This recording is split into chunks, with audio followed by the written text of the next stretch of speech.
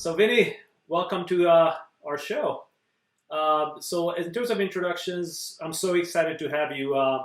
Vinny, you are a distinguished researcher, award-winning author of several books. The ones I remember is SAP Nation, New Polymath, New Technology Elite, and I like in particular Silicon Color. And I think you've done an amazing job demystifying the whole digital transformation and automation and technology trends, which is in particular why I thought it would be great to have a conversation. And you've interviewed hundreds of executives and technology experts on your blogs and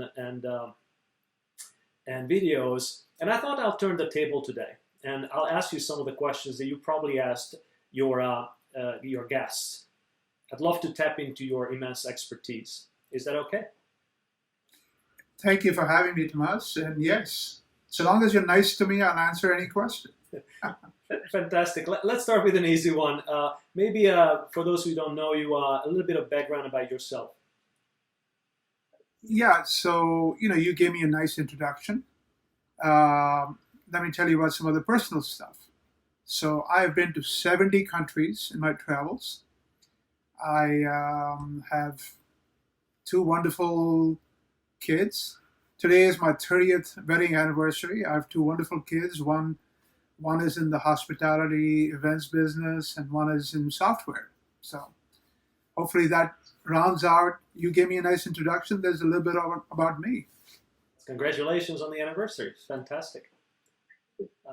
So what I'd love to start with is you talk to so many people in all kinds of aspects of technology, and we're in the middle of the crisis. I know you wrote a lot about the acrobatics, as you call it, what happened in this crisis. But if we step back specifically to digital, what do you think changed? What do you think in terms of digital transformations in the middle of COVID?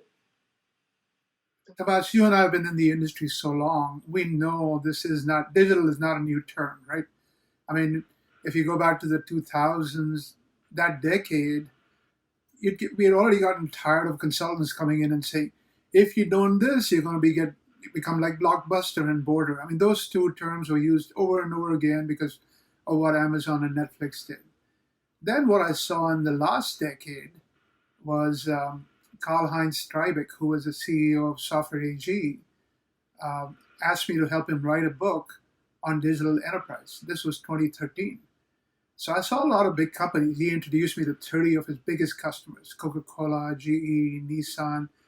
And I saw them doing some very, very big digital transformations, supply chains, shop floors, Industry 4.0. They were already talking about that Daimler was talking about that in 2013, right? So there are a lot of big company digital transformations were happening. In the last 5 years, we've seen that become more mainstream and become more horizontal, right? So people are adopting SaaS, people are moving to cloud infrastructure, RPA has taken off. So it's been more horizontal. What has changed in the last 3 months, Tomas, is all that has got is accelerated, the horizontal stuff. So work from home, it's clearly shown that cloud is a better option than on-premise. We've seen video traffic just explode with Zoom and other platforms. But the more exciting thing is we're seeing vertical processes get digitized, right? So we've seen telemedicine take off. We've taken mobile banking take off. We've seen last mile logistics take off. Drive-through mobile technology. Every aspect of most industries is starting to be, the edge applications in every vertical industry have started to become touched by digitalization. So that's the exciting thing. It's not all good. Let's talk about some of the things that are not very good, but very exciting time for digitalization. Yeah, it's interesting. I think I've seen a lot of the same things, and like I said, I particularly liked your comments about acrobatics. I think a lot of companies took the opportunity of the crisis to either go one of two ways: either accelerate these activities and put them on hold. And I think the jury is out, but we anticipate some of the ones that are faster in adoption are gonna succeed better. What are the kinds of technologies you're particularly excited about? To your point, we've seen a lot of these technologies emerge over probably last 10 to 15 years. So what is it that you say that's really exciting, has a lot of promise? Well, I think to me the vertical applications, edge applications, right? So somebody in the healthcare department, healthcare area told me his health system in San Francisco was 2% outpatient would use telemedicine. Within 2 months, it had jumped to 50%. Now he said, it's not going to stay at 50%, but I can assure you it's not going to go back to 2%, right? So we've seen, obviously, the whole mobile banking is taken off. It was always there, but it's really taken off with people not feeling safe about going into branch banking and so on. We've already, we've always enjoyed, I shouldn't say always, but Amazon's been around for 15 years. We've had goods delivered home. What we've seen dramatically increase is groceries and food get delivered at home, right? So last mile logistics to do that, the Instacarts of the world, Uber Eats and all that have made it dramatically different. So all those need applications, need technology. And so that has been exciting to watch how, different industries are solving their last mile issues, their customer facing issues. Um, we're going to see acceleration, right? In the last mile, we're going to see drone deliveries, we're going to see autonomous vehicle delivery, and so all that will keep accelerating. But even in the B2B space, we're seeing, Microsoft HoloLens be used in remote field service. So all kinds of new technologies, but everything with a vertical focus. If you ask me, is ERP helping a lot in this crisis? Sure, you need that. You can't operate a big company without that. But the real exciting stuff has been in the vertical applications. Yeah, it's interesting. So that's probably a subject for SAP Nation 4.0. Well, SAP is doing its own vertical application, right? They told me when the crisis started, a lot of Americans were stranded around the world. A lot of Germans were stranded around the world. They built for their, foreign relations office. I forget the name of the German name for that, but they built a website for them where German citizens who were stranded could register, and then German government arranged for charter flights and so on. And they built that in 24 hours. So, SAP has its own examples. They've done a lot of acrobatics in this time frame. But it's been, again, in the vertical areas. Yeah, it's interesting. So I agree with a lot of those. I mean, verticalization. I used to be at SAP, as many people know. So I remember vertical has always been a focus, and I'm seeing this across a variety of providers, even all the way to Salesforce and others. So I think that's definitely a development. So that's real. What do you think is hyped too much in this when it comes to digital transformation? I think two things. One is I'm afraid that people will use this digital. Everyone's talking digital transformation, and forget that you cannot neglect the physical aspect. Let me give you a couple of examples. Right, Starbucks is starting to move to a concept of smaller stores, drive-through only. If they're not careful, the reason Starbucks was successful was not just because of its coffee. It was the experience, right? Digital nomads like to go there and park there, use the Wi-Fi. Others went there for the music. Others went there for it's a social gathering place. In fact, Starbucks' branding used to be we're the third place. You have home, you have office, you have us, right? If they're not careful, they may take it too far and de-emphasize the physical aspect because they don't have to pay for the real estate, they don't have to pay for internal cleaning and so on. But they may be losing the experience, right?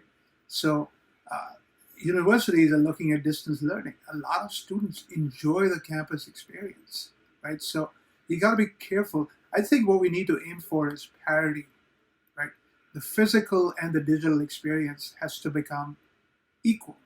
So your kids, my kids, if you are sick one day, they should be able to get on the distance learning, and they should feel like they're in the class. Right now, it's very disjointed, the physical versus digital. And I'm afraid we're going to de-emphasize digital because the real estate costs and people costs of physical, and that'll hurt them. So we have to start thinking in terms of omni rather than just digital. So that's one thing that I think is getting hyped. The other thing that is getting hyped a little bit is cloud applications did do well in work from home, right? But you can move legacy applications to cloud infrastructure. You don't have to move to SaaS. In fact, moving to SaaS is not cheap. I mean, it takes a lot of effort to move to SaaS because of implementation consultants and so on, right? So I think that may be a little getting a little hype that, hey, look, you move to cloud. Well, the different flavors of cloud, right?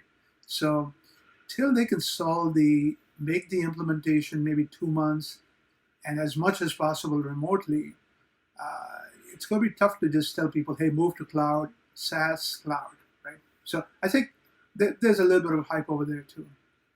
Hey, as somebody once said, cloud is just somebody else's computer. So it, it's true in a way. It's been phenomenal to see how the cloud has scaled, especially the infrastructure, the e-commerce, the video traffic, and all that. I mean, it's held up. We haven't heard of too many blips in the performance there, so that is good to see. Yeah, absolutely. So it's interesting.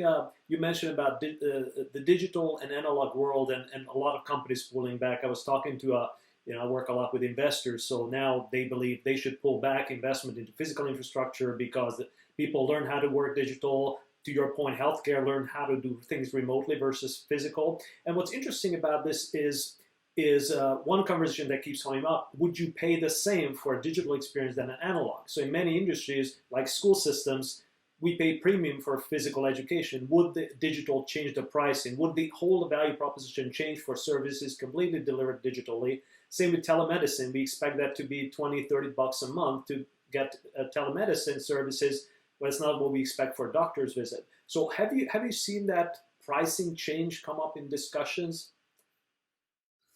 Not quite yet. I mean, but the question is, can you position it as, don't just think of the cost of the call with the doctor. Think of the amount of time you've saved, right? Right now, the physical experience of going to a doctor is not very pleasant. They're never on time. You got to fill out paperwork each time. If telemedicine can take that away, the commute and the paperwork time away, it suddenly becomes, they'll pay a premium, not premium, but, almost parity with what the convenience factor they'll be willing to pay a little bit for. I think for distance learning, maybe a little more difficult because, there's a benchmark called University of Phoenix. So if a school wants to charge $50,000 a year and Phoenix is only charging $10,000, that may be a little more difficult. So I think it'll be industry by industry, people's perception of what value they're getting from the digital experience that'll drive the pricing. Banking, on the other hand, I mean, I don't know how many people enjoy banking. The older demographic needs it, but you and me, the convenience of mobile banking has been around for several years. So, so I think it'll be case by case. Now, baseball, I don't know if it'll ever be digital, right? Football may become more digital. Soccer may become more digital. So I think it's case by case. Great. But I think to your earlier point, some of these symptoms are probably not trends. Like maybe telemedicine will revert back to more of an on-premise delivery of services, maybe or different mix. Well, so it's not quite there, but I think it's going to happen. Let me give you two examples. One is geography specific, and one is industry specific. Japan is going through a remarkable digital transformation. Japan's always been a culture where it's highly industrialized, very advanced, a lot of robotics and so on. But business is still very personal, right? So you got to do a lot of meetings, a lot of bowing, a lot of dinners at night, and that is changing. They're moving to video very quickly, right? Somebody was telling me contracting there, everything had to be printed in a certain form and it had to be tied with certain bows, and very, very, almost a religious experience. They're thinking of moving to e-signature, right? So that's going to be a dramatic change, but it's happening. This gentleman said, I didn't think I would see it in my lifetime. It's starting to happen in 3 months, right? So that's one example. Another example is mortgages, right? it's amazing. Home mortgages have been on fire in this one sector, which has done very well in the last 3 months. Is people are refinancing. Now you cannot refinance without closing, and notaries are required to physically witness the signature. Well, some of the crazy stuff they had to do, like they'll drive in with their car into a garage, and the person will be sitting in the car next to them, signing, or they're in the porch outside. It's called porch witnessing. Some of the crazy stuff, that's going to get replaced with digital, right? So some things will move quickly. The barriers are social or legal, and we'll overcome them. So, but this is, I mean, we're just seeing a remarkable amount of change. It's interesting. So you spoke with so many executives and so many companies. Obviously, I follow your blog. Uh, is there a way to generalize how companies dealt with not just the crisis, but the opportunities around technology in the crisis, better and worse? I mean, are there patterns you can highlight without obviously naming the companies themselves? I would say two categories of companies have done very well in the last 3 months. One is those that have been investing for a while, right? So Amazon has been investing heavily in its automating its distribution centers. I mean, it is a marvel. You go in there, you see the Kiva robots running everywhere, the miles and miles of conveyors, the AWS stored storage information of every item. Just it's amazing to witness. So they've already, it didn't happen overnight. They've been doing it for 5, 6 years, and this helped them in this crisis. They could reprioritize and say, "I'll only ship necessary medical equipment and so on." They could do it with some keystrokes, right? Every other company had to go through all kinds of hoops to be able to even think about doing that. So that's been one example. Walmart, another retailer, different, has introduced towers in its stores where you go in and you scan your order code, and this robotic tower delivers you a box with the product. And then they have a grocery pickup that they've invested in, like 10, 15 lanes. You place your order, it gives you a time to come. You go in there, and they load the groceries into the trunk of your car. Again, they were not as far ahead as Amazon, but they had already started this a year or two ahead, and it's really helped them. Walmart's e-commerce used to be weak. It has taken off in this crisis. So those are Chick-fil-A. You're in Atlanta, right? Chick-fil-A had already invested in drive-throughs that have 2 lanes. Most people only have one. They had 2. And what they've done is they've actually taken most of their staff out. So not only are you driving through, they're walking up to the car and taking the order. Somebody else comes up to you and takes your payment. So they moved the entire operation outside. And you can see, because of the hygiene needs, they moved all the hygiene, the disinfectants and all that under a tent outside. But they were prepared for the physical infrastructure, right, and so it was easy for them. So that's one category. The second category has been those that have jumped at the opportunity. So a VC told me about a portfolio company that used to sell healthy snacks at airports and at corporate cafeterias. Well, that died overnight. And he says, Vinny, I would have thought he would have laid off 80% of his employees. But the guy basically said, no, I'm going to go to hospitals and sell my same stuff. I'm going to go to the schools that are still open because their cafeterias have been closed and sell the same stuff. And he managed to get back 80 to 85% of his revenues like that, right? So those who have been entrepreneurial and have looked at the new opportunities that have opened up are doing pretty well.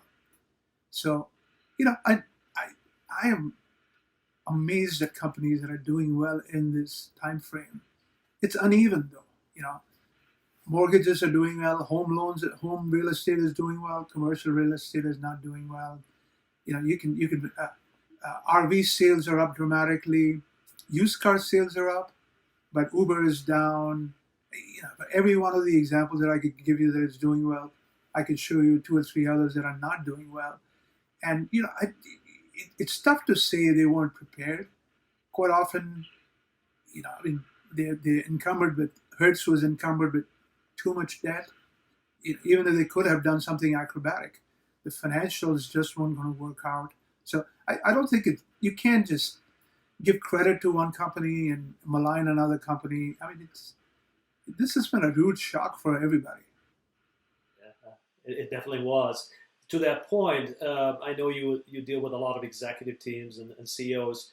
So my last question was for this conversation is if I have to talk to a lot of CEOs, and one of the questions that comes up is how do we take advantage of this coming out of this crisis? How do we put our company ahead? What is it that we should take advantage of when it comes to technology? Obviously, they're looking at all the potential and all the gamut of technology. To your point, uh, what do I want to focus more?